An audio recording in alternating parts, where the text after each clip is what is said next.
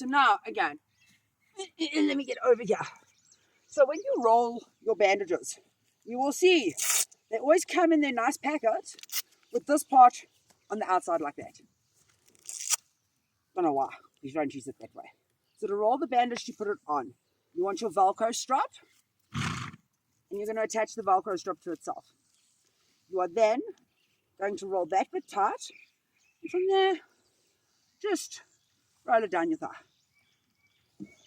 If you're particularly bored and trying to look busy, feel free to sit there and go.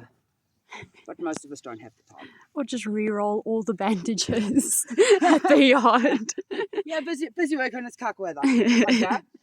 So, when we bandage, let's use a nice bright one, okay?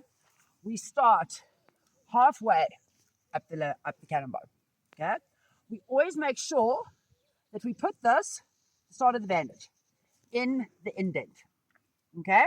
Because again, pressure. Now, normally, yes, you would have a Gamgee or cotton wool. I haven't used it because I am doing a demonstration. So, when you roll it, okay, in there, you're going to roll it round for the first one. You take this part, turn it down. You're then going to wrap downwards, round, and upwards from underneath the fetlock. Okay? You roll up to the top of the leg. Now, the reason why we roll it like this, okay, and yes, I'm doing this very cack-handedly so you can see, is because if we roll it like this, we get the correct pressure. We also then, okay? If you pull like this, you can make it too tight, all right? And that is the last thing that you want when you're doing this. Because like we said, there is no muscle, okay? So wrap it to just underneath the knee, come back down. Whoops, I dropped it. It happens, particularly when you're not like bandaging. Well, when you're bandaging so people can see what you're doing. Again, around and up, you want the support underneath the fetlock. To the middle,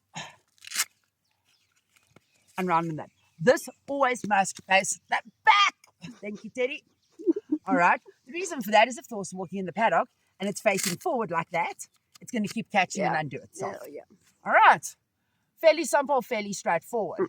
The same goes for every type of bandaging. When you take them off, you just throw it hand to hand.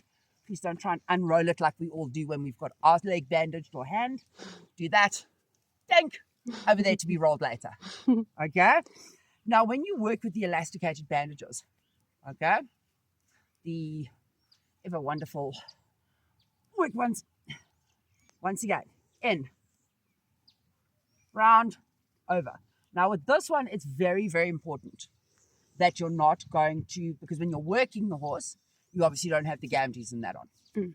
So it's vitally important. Please do not sit there and do things like this to start your bandage, okay? Because you're going to put pressure on ligaments that need to go up and down. Yeah. You can affect the horse's action quite drastically.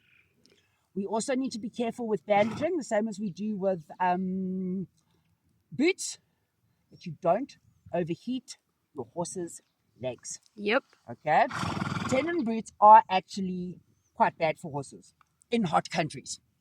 The reason being is the temperature inside the boot can get up to over 40 degrees centigrade. Okay?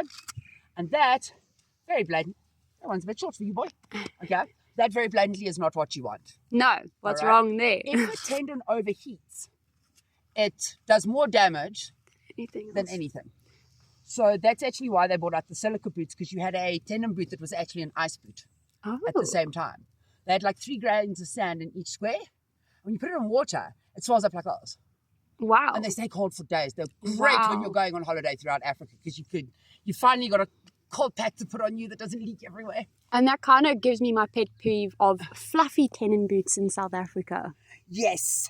Guys, fluffies were designed for cold countries. Yeah. Not for fashion, please. All right. They look pretty, but once again, not a brilliant idea. It's kind of like you going running in your winter fluffy socks.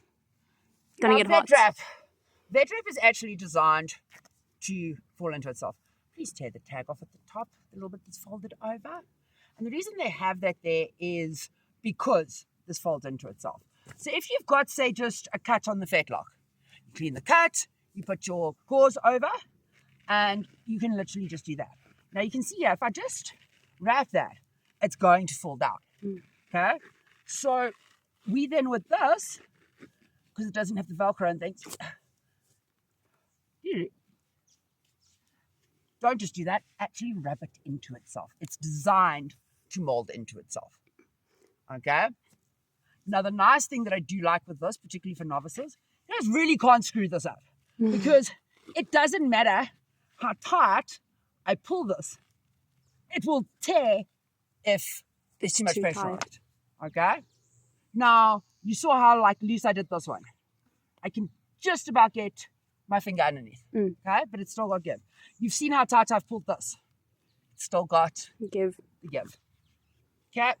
Right, Heather, are you ready to try your first bandage? We'll try.